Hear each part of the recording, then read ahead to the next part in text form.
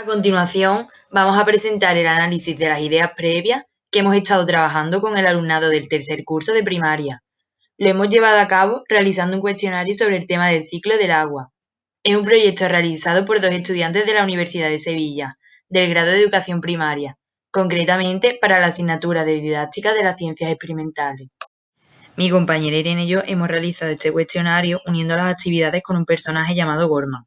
Gorman es un extraterrestre que viene a la Tierra y se queda fascinado tras ver un elemento que no conocía, el agua, por lo que le pide a los alumnos ayuda para saber más de ella. Utilizamos este personaje para hacer el cuestionario más divertido y que no lo vieran como un examen, sino como una actividad más de clase. En esta primera actividad le ofrecemos a los alumnos diversas imágenes de objetos que podían contener o no agua. A continuación, le pedíamos que señalaran, bajo su criterio, aquellos objetos que la podían contener. Una vez hemos obtenido y analizado las respuestas, vamos a destacar los casos que vemos más interesantes. En primer lugar, nos ha sorprendido que la mayoría del alumnado marque la imagen de la olla. Hemos podido comprobar que ellos han sido capaces de relacionar dicho utensilio con el agua que hace falta en él para poder cocinar. De igual manera nos ha pasado con la imagen del pozo, la cual ha sido señalada por gran parte del alumnado. Consideramos que esto se ha debido a que han relacionado dicha imagen con el concepto de las aguas subterráneas. Otro caso que debemos destacar es el de la imagen de la nube. Pensábamos que al ofrecerle al alumnado una imagen del agua en estado gaseoso en vez de líquido, esto le podría presentar mayores dificultades para reconocerla. No obstante, hemos podido comprobar satisfactoriamente que esta ha sido marcada por la mayoría de ellos. Por último, hemos de resaltar que solamente un alumno o alumna ha marcado la imagen del niño.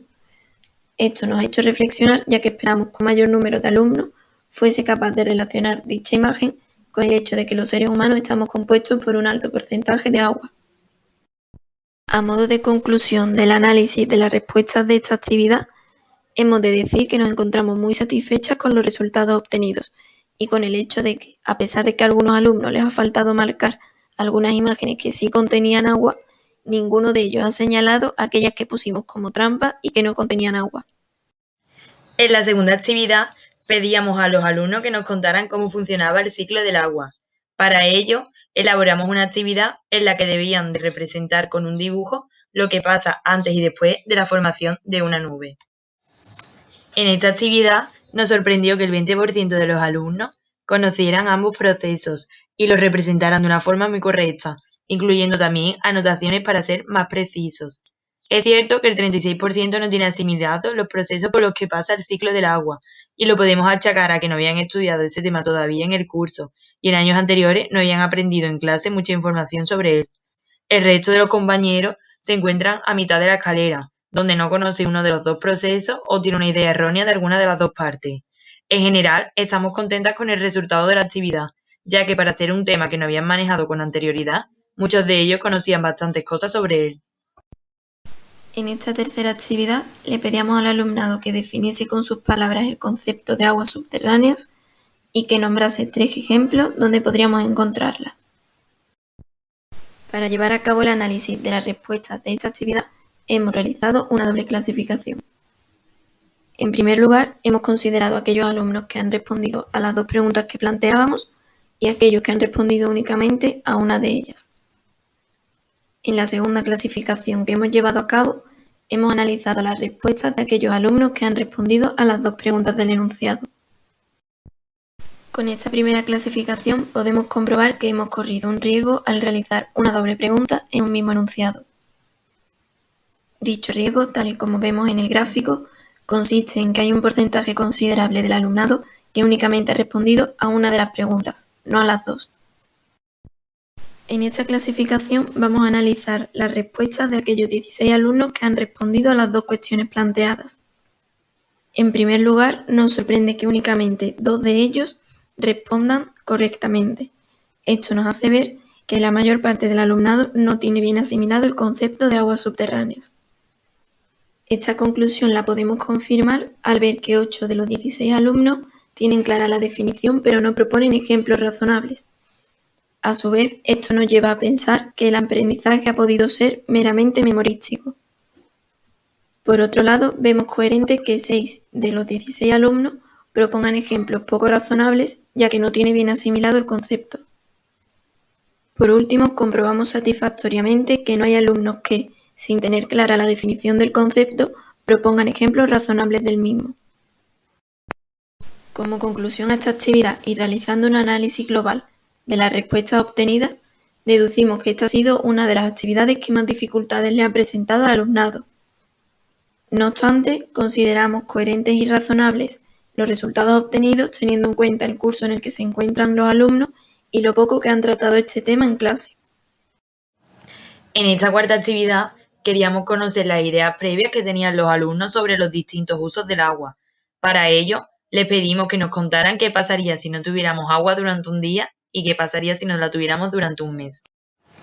A la pregunta de qué pasaría si no tuviéramos agua durante 24 horas, nos ha parecido chocante que el mismo número de alumnos que han dado como respuesta consecuencias coherentes del tipo no podríamos ducharnos, no podríamos beber, sea el mismo número de alumnos que hayan dado respuestas relacionadas con la enfermedad que el individuo tendría o que nos quedaríamos secos. Pensamos que no tienen claro los usos del agua y cómo afectaría a la sociedad. Por último, destacamos la respuesta de 5 alumnos que no eran nada coherentes con lo que pedía el ejercicio. Por ejemplo, comentaban que si no tuviéramos agua deberíamos de ir al Mercadona a comprarla. Eso puede significar que no hayan entendido lo que pedía el ejercicio o no saben la importancia de los usos del agua durante un día. En el apartado de qué pasaría si no tuviéramos agua durante 30 días, vemos que 17 de los 25 alumnos señalan que enfermaríamos o incluso podríamos morir, por lo cual estamos contentas con ese resultado. Además, algunos alumnos señalan también que no solo saldríamos nosotros perjudicados, sino que animales y plantas también se verían gravemente afectados. Una minoría sigue con la idea de que nos secaríamos, y otra minoría sigue teniendo respuestas poco razonables como que moriríamos porque el agua es sangre y sin sangre no podemos vivir. Por último, y con esta actividad número 5, el objetivo que teníamos era que los alumnos llegasen al concepto de agua no potable. Una vez hemos analizado las respuestas de esta actividad, comprobamos satisfactoriamente que el 72% de los alumnos han entendido la pregunta y la han sabido responder correctamente. Concretamente, el 40% ha utilizado el término agua no potable y ha sabido argumentar la actividad de una forma muy completa. El 32% restante no ha empleado dicho término, pero sí su definición.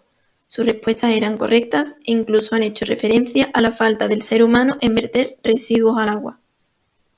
Como podemos ver reflejado en el gráfico, el 28% restante de los alumnos no han sabido dar una respuesta correcta o proporcionan remedios para nuestro amigo Gorman, como que vaya al médico o tome medicamentos. Dichas respuestas las podemos asociar a una incomprensión del enunciado o a un desconocimiento del término agua potable. A modo de conclusión y cierre de esta última actividad, hemos de decir que estamos muy satisfechas con los resultados obtenidos. Hemos podido comprobar que las ideas previas del alumnado sobre el agua no potable eran muy correctas y completas y que tenían un aprendizaje muy profundizado sobre el tema.